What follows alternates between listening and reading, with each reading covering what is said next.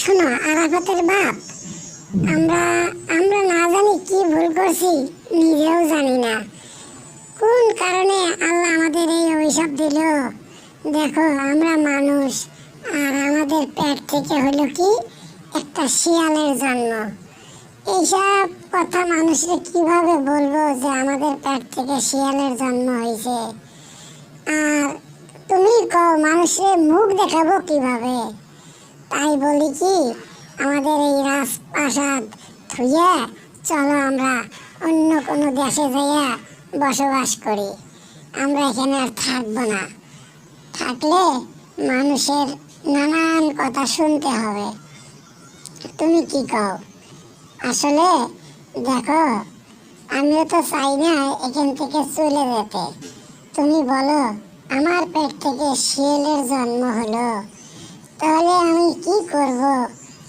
তুমি বলে দাও। শিয়ালকে লালন পালনও করতে পারবো না, মানুষকেও মুখ দেখাতে পারবো না, তুমিও কাউকে যে বলতে পারবে না যে আমি শিয়ালের বাপ। তুমি বলো, পারবে? পারবে না। অতএব মন খারাপ করো না, চলো আমরা রাতের আধারে উঠা এখান থেকে চলে যাব অন্য কোথায় যাইয়া। তুমি চাষবাসের কাজ করবে, আর আমি দেখি কি কাজ পাওয়া যায়, আমি সেটাই করব। তুমি কি বলো? চলো। আমি আমার মার পেট থেকে হওয়ার পরে আমার মা আমাকে একটুও কাছে নেয় না, আমার আব্বাও আমাকে কাছে ডাকে না। আমি কি শিয়াল হয়ে জন্ম নেওয়ায় ভুল করছি? এটা কি আমার দোষ? আমার দোষ না, কি করব? এটা আমার কপালে ছিল। আল্লাহ আমাকে শিয়াল হয়ে জন্মগ্রহণ করছে, তাই আমি শিয়াল হয়েছি। তাই আমার বাপ মা আমাকে ফেলে কোথায় যেন চলে গেছে। আমি এখন একা একা কি করব? কোথায় যাব? বাড়িতে থাকবো নাকি জঙ্গলে যাব? আমি চেষ্টা করতেছি, একটু হাঁটার পায়চারি করতেছি। যদি আমি ঘরের বাইরে যাই, মানুষ আমারে পিঠে মারবে। তাই আমি দৌড়ে দৌড়ে একটু ট্রেনিং দিচ্ছি, যাতে আমাকে মারতে না পারে। এই জন্য আমি ট্রেনিং দিয়ে পরে উদাস হয়ে কোথাও চলে। অবশেষে আমরা কুড়িগ্রাম দুর্গাপুর এলাকায় এসে পৌঁছাইলাম। এখানে আমরা থাকব, কেউ আমাদেরকে চিনবে না। আর তুমি তুমি কাঁচামালের ব্যবসা করো, ঠিক আছে? আমি কালকেই বাইর হব।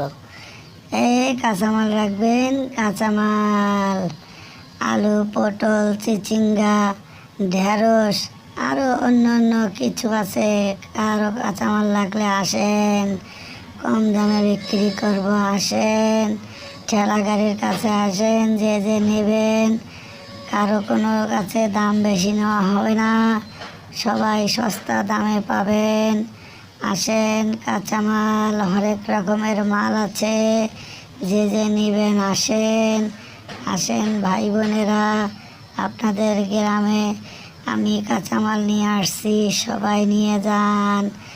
টাটকা টাটকা শাকসবজিও আছে, কোনো ভেজাল নাই, বাসি জিনিস নাই। যারা যারা নেবেন আসেন ভাই বোনেরা, নিয়ে যান।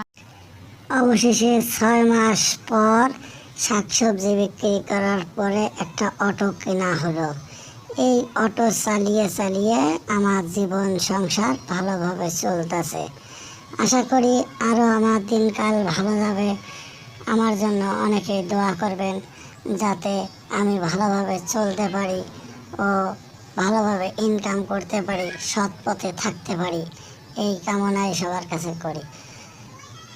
অবশেষে অনেক টাকা ইনকাম করলাম, কইরা বাড়ির পথে রওনা দেব এবং আমি আমার স্ত্রী সহ সুখে সংসারে বসবাস করব। কিছুক্ষণ পরে আমি অটোটা আবার ঘুরিয়ে বাড়ির দিকে রওনা হলাম। এই আসতে আসতে কিছুক্ষণ পরে আমি অটো চালিয়ে আসার পরে আমার স্ত্রী পথে দাঁড়িয়ে আছে, যাতে আমি কখন আসি। আমাদের সেই মহব্বত, যারে বলে প্যার মহব্বত, এরকম প্যার মহব্বত স্বামী আর স্ত্রী সবাইরে থাকা উচিত। তাহলে কারো সংসারে কোনো দ্বন্দ্ব সৃষ্টি কোনো সময়ের জন্য থাকবে না। তাই আমি আশা করি সবাই আমাদের মতো এরকম স্বামী স্ত্রীর মহব্বত নিয়ে সবাই থাকবেন। তাহলে কারো সংসারে কোনো অশান্তি, অনটন, দুঃখ, কষ্ট কিছুই থাকবে না। দুইজনে মিলে সংসারের দায়িত্ব নিয়ে আমরা কাজ করি, তাই আমাদের কোনো সমস্যায় থাকে না। আশা করি আমাদেরটা দেখে আপনারা সবাই এইভাবেই চলাফেরা করবেন, তাহলে দেখবেন কোনো কিছুই সমস্যা হবে না। এই বলে আমি আমার স্ত্রীর সাথে কথা বলে আরও কাছে চলে গেলাম। যাইয়া আস্তে আস্তে আস্তে আমি বাড়ির দিকে রওনা হলাম। আমার স্ত্রী দুঃখ কষ্টে কাঁদতে কাঁদতে সে অন্যদিকে চলে গেল।